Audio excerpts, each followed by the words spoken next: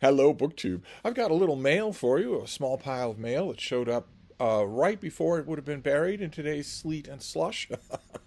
uh, and it answers a few questions that were asked in response to the videos that I have made since I returned to BookTube this year.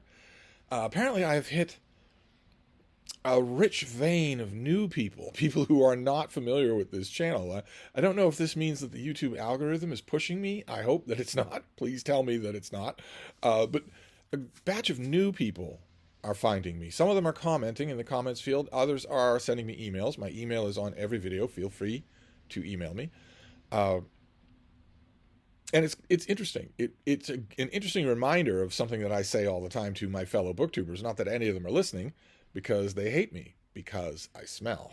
But that is that we are making public videos. New people can find it all the time. Don't get complacent about that. Don't think that everybody knows who you are. And a number of people have been emailing me saying, "So wait a minute. So you get free books in the mail, not just once in a while, but all the time?" And a few people commented that on that specifically in relation to my trip to the Brattle Bookshop here in Boston, a used bookstore in Boston, where I got a giant pile of books, and where I am most likely to do that again next week as well. And a few of those people were wistful. No one was aggressive. No one was rude. But a few of them were wistful, saying, if I got books in the mail, I wouldn't need to go to bookstores. How don't you? There was an idea of, can't you get enough books? I can't get enough books. Ebooks, old books, new books. I can't get enough books. And that's what we have here. For those of you who might be new who are watching, that's what we're doing here. We're opening some mail. I've been opening my book mail on this channel for 8 years. And it's been wonderful. It really has felt wonderful. I want to stress, you are catching my very first reactions. I usually don't know anything about the book. And sometimes my considered reactions, in other words, my formal book review, is different from my initial reaction. I'm sure that a lot of you old timers here have seen that happen. So it's just going to be first impressions, and also another benefit is for those of you who have a retail bookstore. Boston does not have a retail bookstore right now, but some of you do. Some of you are lucky enough to live in a tiny pump water burg that has 2 retail bookstores. That must be nice. I shouldn't say that. Boston does have one retail bookstore. It's on the other side of Beacon Hill, and in the front window, in addition to the hours and the open close sign, there's also a little sign saying, "Steve, please do not come in here." So aside from that, a retail bookstore that wants to pick its customers, I don't consider a real retail bookstore. So there isn't one. We don't have a chain bookstore, in other words, here in Boston, or an enterprising new retail bookstore that is not exclusive and excluding. So, but a lot of you do, and you all have your libraries. So another fringe benefit of these mail hauls is that you see some new things, some things that are new now and some things that are coming out down the line, so that you can make plans accordingly. So let's look at these. We have some packages and a box. So the first one, no idea if it's an omen, but it did not come quietly. Let's see what it is. Sorry about that. Don't want the bean to go out of sight. Oh, it's a romance. Okay. Oh, right. I was talking with the publicist about this, and just commiserating with her that I just have to make my peace with this. Yeah, this doesn't come out until late June, so I don't have to worry about it for a while. But the thing that I have to make my peace with is these dumb cartoon covers on romances of all kinds now. These dumb child's finger painting, detail-free covers that I guess are all the rage, or maybe they're really cheap. Virginia Heath has had a lot better covers than this. But when in Rome, so this is Look Before You Leap. So we've got a bland, boring, repetitive cartoon cover and a cliche for a title. And this comes out on June 24th, so it'll be an $18 paperback then. This is what it's going to look like. And it's a Regency romance. It doesn't look like a Regency romance. It looks like a children's book, but it is a Regency romance. 9 years ago, Lord Guy Harrowby, Viscount of Wennington, was publicly humiliated when a reckless romantic gesture went very wrong. Despite that, his mother held tight to the promise he made her then. that she would have a house full of grandchildren by his 30th birthday. Still single, embittered, and swiftly approaching that milestone birthday, there's not a grandchild in sight. His heart now lies with his land and work in his life. In desperation, his mother decides that if he refuses to venture back into society to find her future daughter-in-law, the only solution is to bring society to him via a week-long house party so that she can find one for him. The first guy knows about her plan is when her hand-picked gaggle of debutantes arrives at his estate, all competing to be his wife. All right, that's a pretty good premise. Although he's not going to give her a house full of grandchildren unless he marries, a rabbit. These things happen at a steady pace. And let's face it, in the Regency era, not only was the wife almost certainly not going to have twins, she was almost certainly not going to survive the death of one child, or not almost certainly, but she had a very good chance of dying in childbed. After failing miserably as a governess, Lottie Travers isn't proving to be any better at being a lady's companion. As the only girl in an all-male household growing up, she developed several bad habits she can't shake and keep getting her dismissed. Even after years of Miss Prentice's teaching, Lottie still climbs trees better than she embroiders, and still cannot seem to curb the desire to gallop astride a horse in breeches whenever the opportunity arises. But with the family farm in trouble and her father now in dire need of her wages to keep it afloat, she's determined to conquer her wildness once and for all and concentrate on her career. Okay, so pretty obvious what's going to happen here. And I am just going to make my peace with the fact that I love Virginia Heath as a writer. I'm just going to have to make my peace with the fact that for a while, every Regency is going to look like this. Most romances are going to look like this, just these dumb, antiseptic, cartoon, candy-colored covers. I am presuming that this fad, like all fads, originated and is perpetuated by Book Talk. I'm assuming that's the case, but I don't know for sure, so don't quote me on that. So let's move on to this next one. Big cardboard thing. Let's get this into manageable pieces, into the pile on the floor. What have we got here? So this comes out in May. This is down the line again. Oh no. Okay. The mainstream publishing world seems to want me to read philosophy this year. I don't quite know why. It's not going to work. It will work. I will read it, but they also want me to fall in love with it, and that's not going to happen. This comes out in mid-May. The sheet for it is just blurbs, so we'll just read from the book. This is by James Rome, who any of you who read history will know that name, and it is called Plato and the Tyrant: The Fall of Greece's Greatest Dynasty and the Making of a Philosophic Masterpiece. Oh my God, the back cover is entirely blurbs as well. Good Lord. All right, how about on the inside? All right, there we go. Many people know something of Plato's work, yet few are familiar with his life outside of his writings. In Plato and the Tyrant, acclaimed classicist James Rome uses a little-known set of Plato's personal letters to introduce the man behind the ethereal image, and to explore the formation of his most famous work, The Republic. In the second half of his life, an already famous Plato involved himself in the affairs of two Dionysi, the father and son who ruled Syracuse, at the time the greatest power in the Greek world. Plato's interventions in the violent contest between Dionysius the Younger and his brother-in-law Dion, with whom Plato may have had a long love affair, were the backdrop, perhaps the motivation, for his masterwork. In a thrilling narrative, the author captures how Plato's experiment in enlightened autocracy spiraled into catastrophe and gives us a new account of the origins of Western political philosophy. So this comes out in May, so I have until May to calm down so that I can write a balanced review. There's no such thing as enlightened autocracy. There's no such thing as enlightened autocracy. I know that strikes at the very heart of dude bro literature. It strikes at the very heart of why they love Plato or claim to. But there's no such thing as an enlightened autocracy. All autocracies are brutal. But anyway, let's move on to this next one. Oh, okay, it's an Amazon envelope. But I have not ordered anything from Amazon that was not of a vegetable nature. So did one of you break rule number one? Those of you who are new to this channel, rule number one is don't send me a book.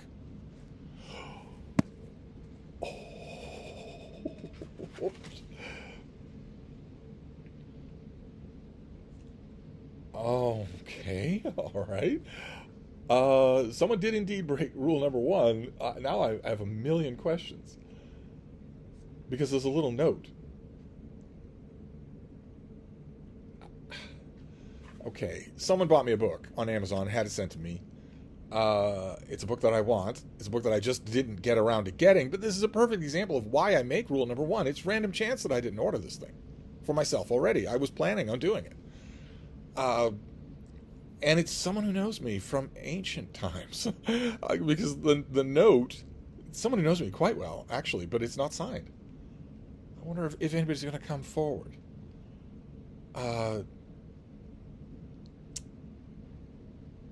I know this breaks rule number one. Hope you enjoy it anyway. Tenzil. Tenzil. And it's signed from 1004. Which is weird in a couple of ways.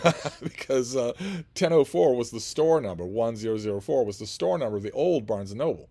The Downtown Crossing Barnes & Noble here in Boston, where I worked for 20 years.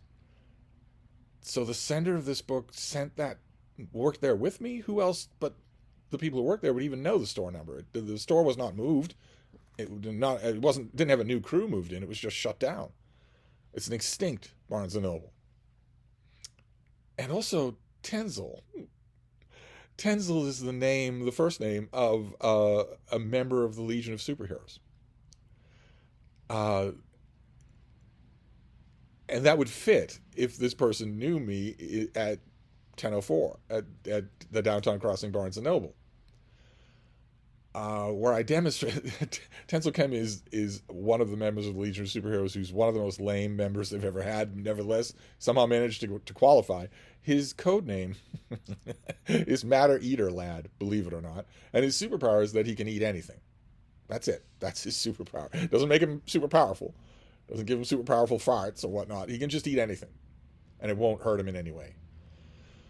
And that seems like a pointed reference to my locker in the break room at Downtown Crossing, where my standard injunction to all of my coworkers was, if you're not going to finish your food, rather than throw it away, put it in my locker, and I'll happily eat it. And many, many new hires would say, well, you mean put it in the refrigerator with your name on it, right? I'd say, no, just put it in my locker, and I'll get to it eventually. And then every once in a while, I would be at the break room table talking with a bunch of people, and one of those new people would say, well, yeah, you said that, but I put some food in your locker a week ago.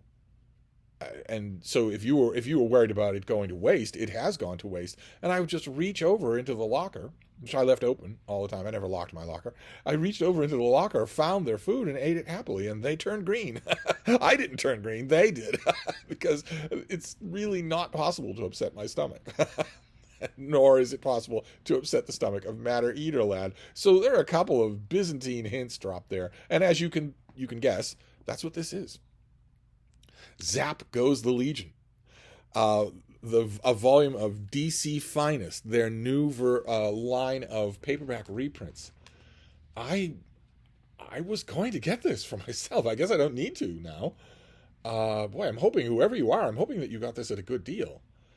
I have been really curious to know what... there's the Legion. Oh no, though. There's the Legion, but... yes, okay. If you zero in, the guy eating something, that is Matter Eater Lad. This is a Dave Cockrum illustration, the guy who went on to do the X-Men. And that the guy who's eating is Matter Eater Lad. And if I recall correctly from this illustration, he's eating some... Yeah, you can't really tell, but in between the loaves of bread that he has in his hands are pieces of metal. He's eating metal. It's to underscore. So, and that means that that in this panel, he's the only Legionnaire actually demonstrating his superpower. None of the others are. But I've been curious to know what these volumes are like. Michael K. Vaughan got a bunch of them, but he hasn't really done it. I don't think he's really done a deep tour of what they're like. They're obviously DC Comics' answer to the epic comic book line of Marvel that looks exactly the same. Probably they use the same printer, where you get a full color reprint volume in paperback. And I see some older Legion episodes here, but nothing really old. Huh. I wonder what the rationale is for what's in here. Well, I guess I'll find out. I will pore over this. So thank you very much, whoever the mystery person is who knows about 1004. Thank you very much. But don't the rest of you get any ideas? Don't buy me a book. Even if it's something I've said I've wanted, I'm probably going to get it on my own. But there you go. Zap goes the Legion. I'll write about that for my revived literary blog, Steve Reads, as soon as I know what I think about it. Of course, it's pure redundancy. I have every issue of the Legion of Superheroes. I have read every issue, every appearance, every little story of the Legion of Superheroes endless times. So it's pure redundance. I have these things in who knows how many different editions. But I'm still happy to have this. This is still neat. And who knows? Who knows how long the DC Finest line will run, and who knows if they'll ever do another Legion volume. So let's see what this next one is. Okay, this is fantasy. Yes? Okay, that's interesting. I don't usually get fantasy. This comes out on February 11th, so this comes out on Tuesday. This is by Kel Cade, and it's called Sanctum of the Soul, The Shroud of Prophecy, Volume 3. We Make Our Own Fate. Bean, what are you doing, baby? What are you doing?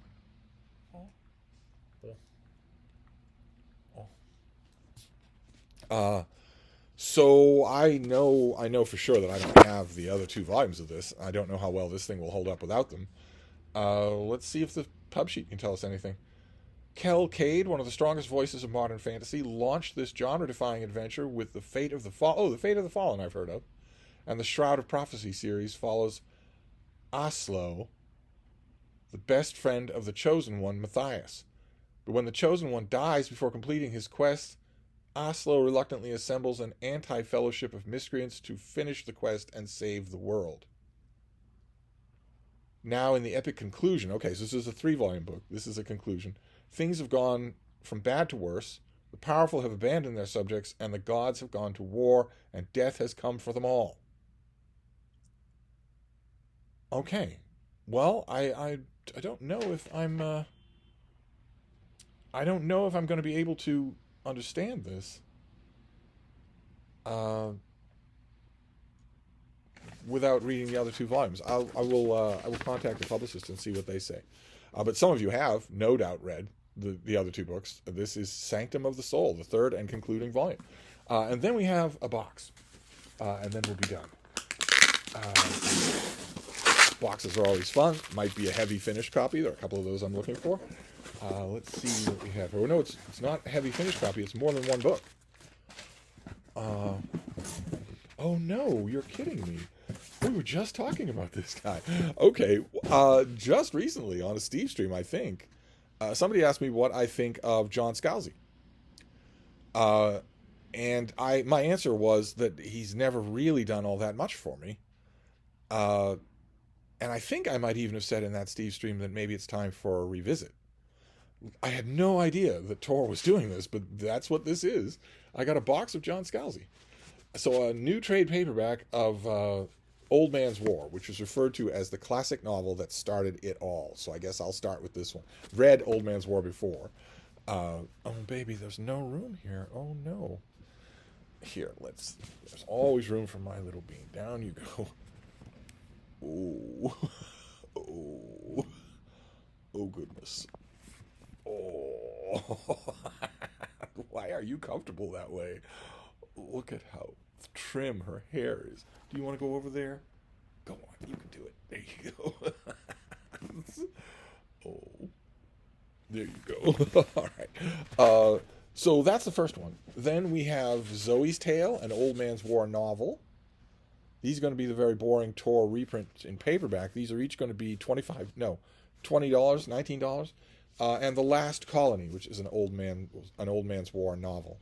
I noticed that these are going out of their way not to number them or put them in any kind of sequence, except for this is the one that started it all. And I don't think I read anything else other than this and, what was it, Red Shirts? Something like that by Scalzi? Oh, no. All right. Oh, this is okay. There are numbers, but this is even more maddening. There are numbers. They're very small. They're on the spine, and I'm missing number 2. So why on earth would you put 3 in a box and not 4? I'm missing number 2. So you Scalzi fans out there, you will know whether or not. I mean, does it matter? The spines are numbered, but the books themselves don't make a big deal out of it. Does it matter? Or are The Last Colony and Zoe's Tale just set in the world of Old Man's War and maybe reliant on few of its details? I guess I'll find out, because I don't think I'm getting volume 2 on my own.